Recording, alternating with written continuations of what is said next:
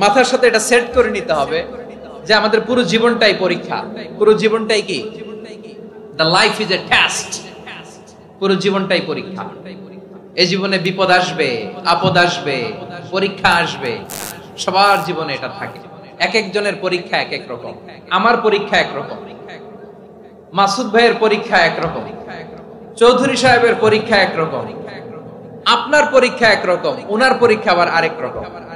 পুরো পৃথিবীটাই পরীক্ষা ক্ষেত্র, সবাই পরীক্ষা দিচ্ছি, কিন্তু কারো পরীক্ষা প্রশ্নের সাথে কারোটার মিল নাই। সুবহানাল্লাহ পড়বেন না?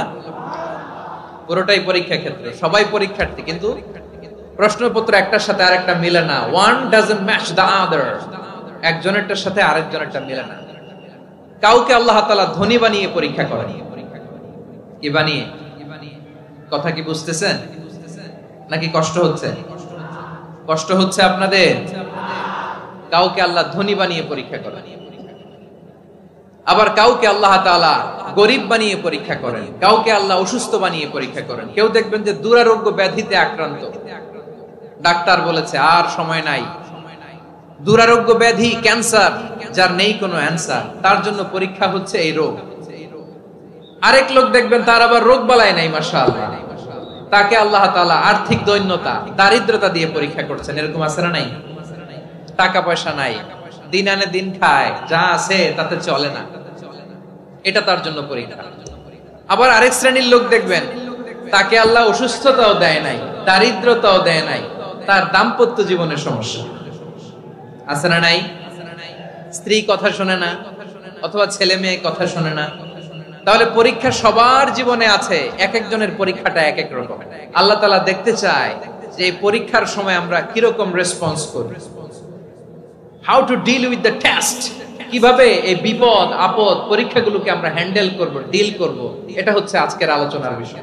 বুঝতে পেরেছেন সবাই আমার প্রিয় ভাইয়েরা? তাহলে পরীক্ষাময় আমাদের জীবন, বিপদ আপদ পরীক্ষা, এটা মানুষের পিছু ছাড়ে না। সবার জীবনে পরীক্ষা আছে। নবীদের জীবনেও পরীক্ষা ছিল। সাহাবারা জিজ্ঞেস করেছেন, ইয়া রাসূলুল্লাহ, আইয়ুন নাসি আশাদ্দু বালাআন ফিদ দুনিয়া, এই দুনিয়ার বুকে কাদের পরীক্ষা সবচেয়ে বেশি? বিশ্বনবী বলেছেন, আল আম্বিয়া। এই পৃথিবীতে সবচেয়ে বেশি পরীক্ষা আল্লাহ তাআলা নিয়ে থাকেন নবীদের। কাদের? নবীদের। সুম্মাল আমসাল ফাল আমসাল, এরপরে নবীদের পরের স্তরে যারা, তাদের পরীক্ষা। এরপরে তাদের পরের স্তরে যারা, তাদের পরীক্ষা। সিদ্দিকীনদের, শুহাদাদের, সালিহিনদের, আল্লাহওয়ালাদের। যার ঈমান যত মজবুত, তার জীবনে পরীক্ষাও তত বেশি। চিল্লায় বলেন ঠিক কিনা? তাহলে মুমিনরা, বিশ্বাসীরা, আমরা কি পরীক্ষা বিপদ আপদে ভয় পাই? হ্যাঁ, বিপদ দেখলে ভয় লাগে আপনাদের? ভয় লাগে? হ্যাঁ, না, মুমিনরা বিপদে ভয় পায় না, তারা হতাশ হয় না। সুবহানাল্লাহ। তারা নিরাশ হয় না। বিশ্বাসীরা হাল ছেড়ে দেয় না, তারা ভরসা রাখে একজনের উপর। চিল্লায় বলতে হবে তিনি কে? কারণ মুমিন জানে the grief isn't permanent, the test isn't permanent, the struggle in our life isn't permanent. আমাদের জীবনের দুঃখ, কষ্ট, struggle, এগুলো পার্মানেন্ট নয়। After every difficulties there is an ease. সব কষ্টের পরেই একটা সুখ আছে না নাই?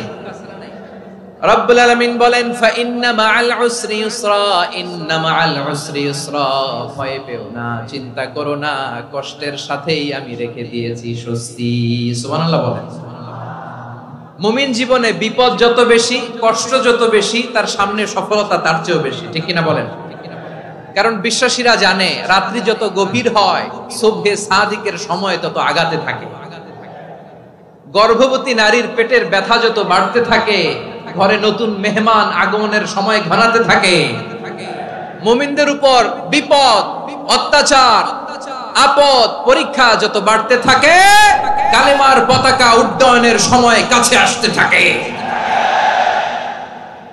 বিশ্বাসীদের এগুলো হিসাব মিলানো অনেক আগে, এগুলো অনেক আগে হিসাব মিলানো। দুঃখের আধার শেষে সুখের আলো মিটি মিটি হাসে। চিল্লায় বলেন ঠিক কিনা? দুঃখে